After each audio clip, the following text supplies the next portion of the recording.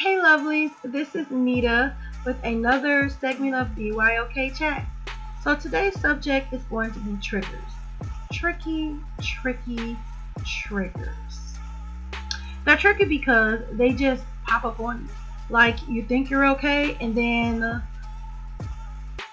it goes haywire.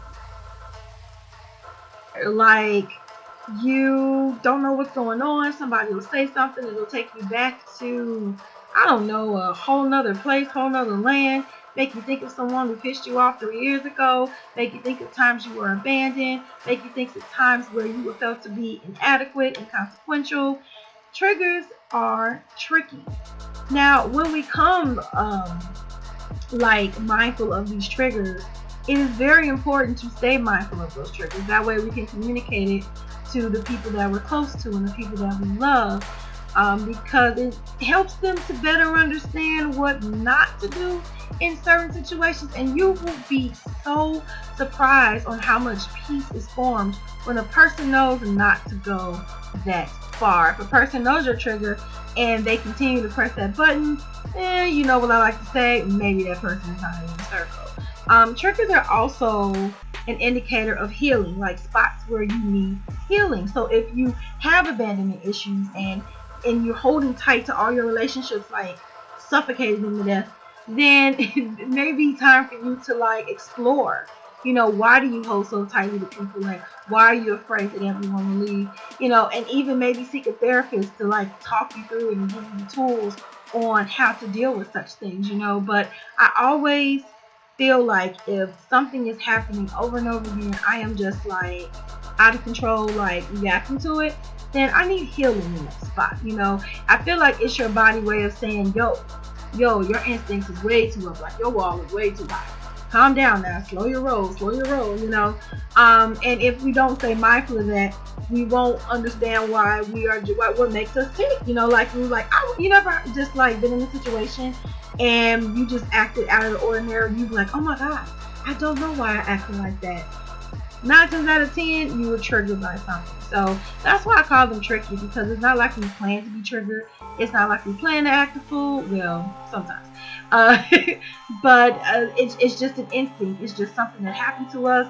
I guess it could be a form of PTSD. I don't know. I'm not a licensed therapist, but I do know that I'm a person that have triggers, and so even when you are trying to work through these triggers, I'll say my staple thing is to have grace with yourself and patience with yourself as you're working through these issues.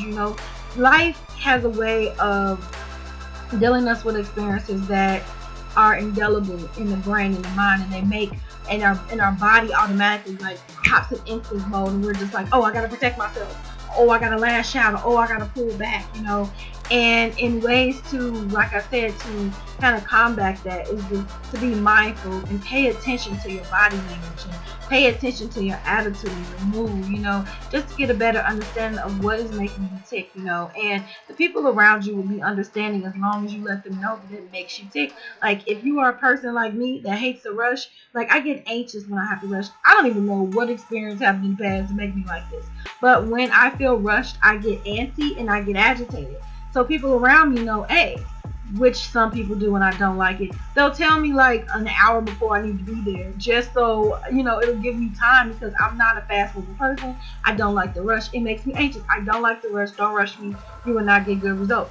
Now, once again, I have no idea what in life has caused that about me, but that's just me. You know what I'm saying? So we all have our little ticks and we all have our little bugaboos, so to speak.